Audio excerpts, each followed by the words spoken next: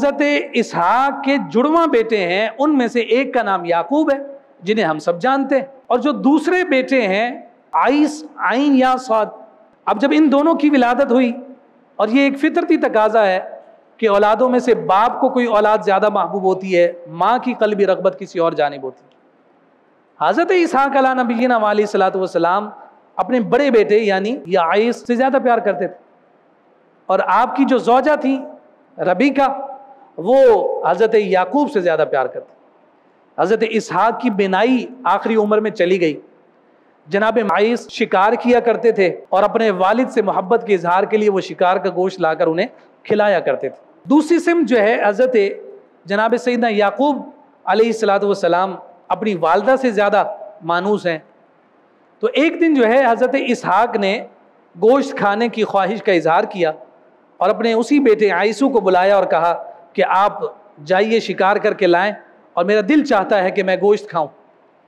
جب وہ روانہ ہوئے ہیں تو گھر میں بکری کا بچہ موجود تھا، تو آپ کی جو والدہ ہیں ربیکہ، انہوں نے جناب یعقوب سے کہا ایسا کرو، جلدی سے اس گوشت کو تیار کرو، اور تیار کر کے فوراً اپنے بابا جان کے پاس لے جاؤ، وہ بدلے میں تمہیں دعا دیں گے، وہ دعا تم پر اثر کر جائے گی۔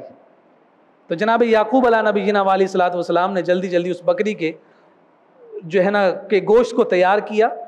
آپ کی والدہ محترمہ نے بکری کی کھال جو ہے آپ کو پہنائی۔ اس کی وجہ یہ ذکر کی گئی کہ عیسو کے جسم پر بال زیادہ تھے، چونکہ حضرت اسحاق دیکھ نہیں سکتے تھے، کہیں ایسا نہ ہو کہ وہ جناب یعقوب کے جسم پر ہاتھ پھیریں تو وہ سمجھ جائیں کہ یہ کوئی اور ہے۔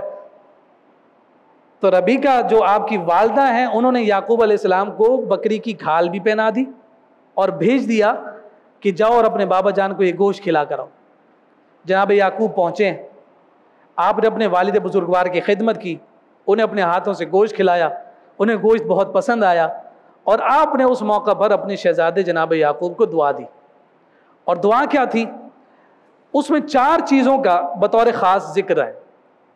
نمبر 1 فرمایا اللہ رب العزت تیری ذریت میں نبوت کو جاری فرمائے۔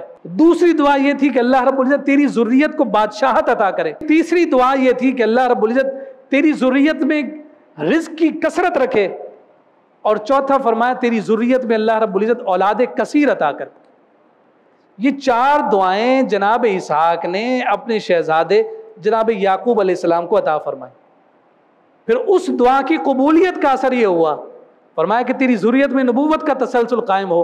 تو اب یعقوب سے لے کر جناب عیسیٰ تک جتنے نبی اور رسول آئے، وہ سارے کے سارے حضرت یعقوب کی اولاد میں نظر آتے ہیں۔